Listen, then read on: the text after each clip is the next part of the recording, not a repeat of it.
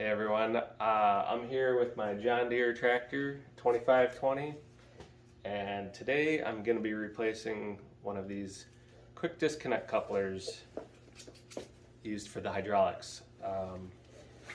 These hoses down here usually go to the front end loader. Right now they're hooked up for the plow, but over time the seals on these start going bad and they will start leaking on you. And right now I got a leaking fitting.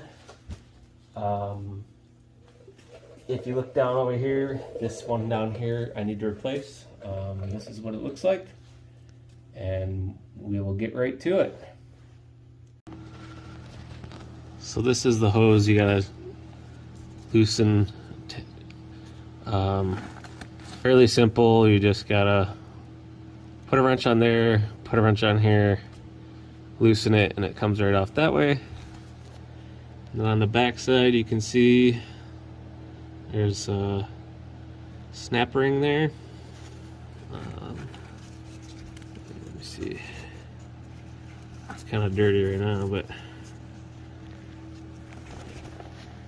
I'm gonna get my snap ring pliers here. See if we can get this thing off here.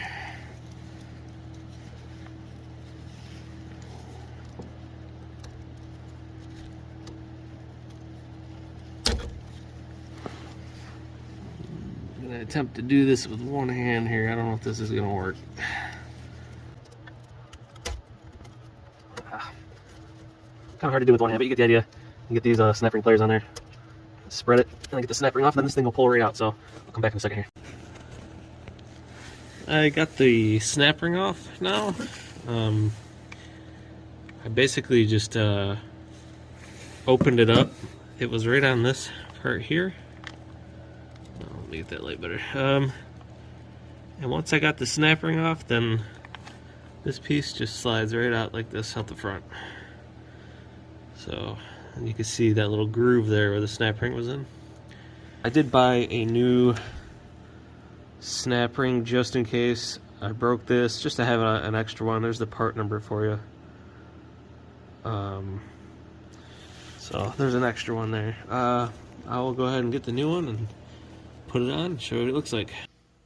Alright, I have the old fitting here, the old coupler here, and what we're going to need to do is we're going to need to take this fitting here off and transfer it to our new one along with the cap. So I could show you here. Here's the new one, here's the old one, and what we're going to want to do is take this off. This is a 19mm wrench that fits on that, and then over here we have just an adjustable wrench. We'll get it on there, and then we'll take it loose. There we go. And then this just spins off right here.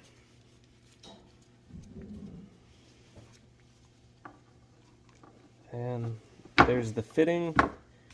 As you can see, there's actually an O-ring right here. And then another O-ring on this side.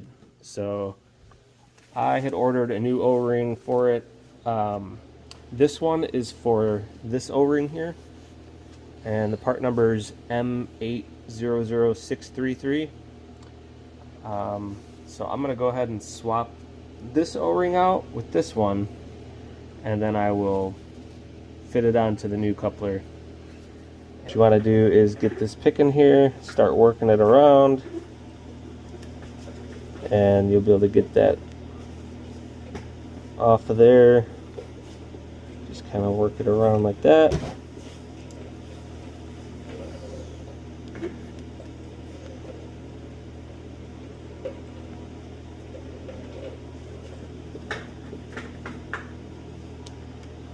There we go. So I got the old one off, and then here's my new seal.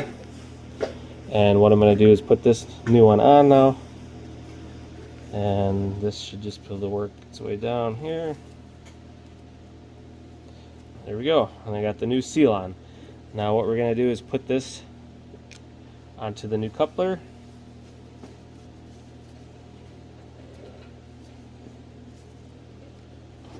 going to go ahead and tighten this thing up.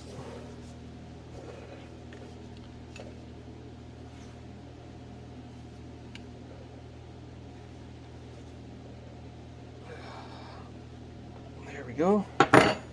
And it is tight. So this is ready to go back on the tractor. I'm probably going to clean these threads up a little bit, and then we'll be ready to put it right back in there.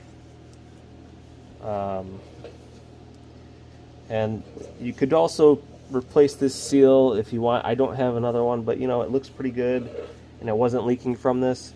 It was leaking from this inner seal here. And if you're really good, you can actually take a pick and you can get this inner seal out. But I tried that and I had no luck getting it out. It just destroyed it, and I still couldn't get it out. So I just went ahead and bought a new coupler. I got a couple. They're about $40 to $50 for these. I mean, they're a little pricey, but I figured it was better just to go ahead and get a new one with the new seal and everything. So that's what I did. Now we will obviously want to take this off and transfer it over to this one. Clean this up a little. And put this right back on here. And now we are ready to go put this back on the tractor. Alright, so I have the new coupler here, and I have a snap ring ready to go. And what we're going to do is put this new one on. And the way it goes in is it's going to go in like this. And it's going to slide right in. And when you slide it in, I'm going to go ahead and put this snap ring right here like this. And I'm going to squeeze it open. Slide it over.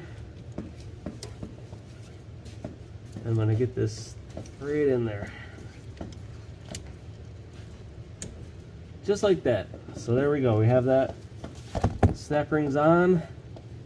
And that's ready to go. Now we're going to go ahead and put this hose back on.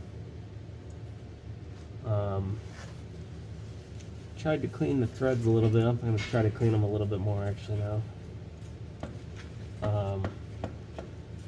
But these will go back on here now. And this just tightens right back up. And I forgot my wrench, so I'm going to have to... Whereas the 19 goes on this front one here, and the adjustable goes on this one here. So, and you just want to tighten this up, get it nice and snug. I don't think you want to tighten it.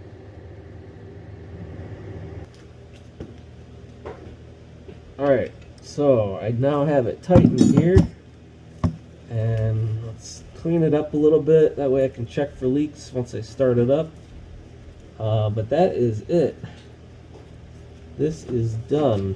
So I'll go ahead and show you, get you a close-up here of what it looks like all finished. There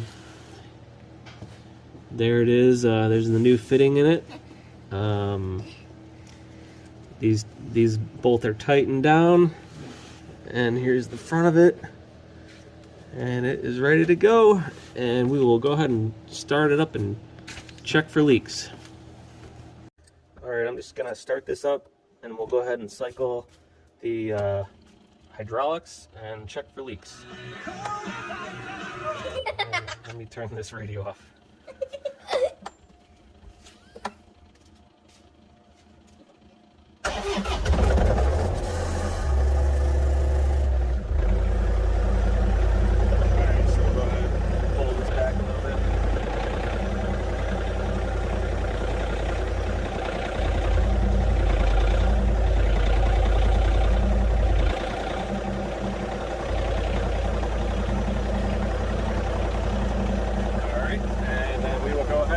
Check the hydraulics for the leak.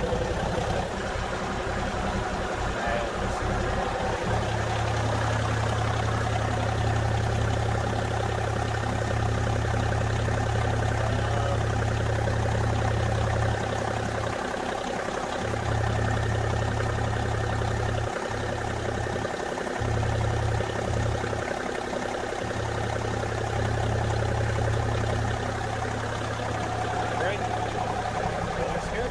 So there you have it. So that's how I replaced this quick disconnect coupler on my John Deere 2 Series. Hope this video helps any of you guys out there wanting to do it yourself.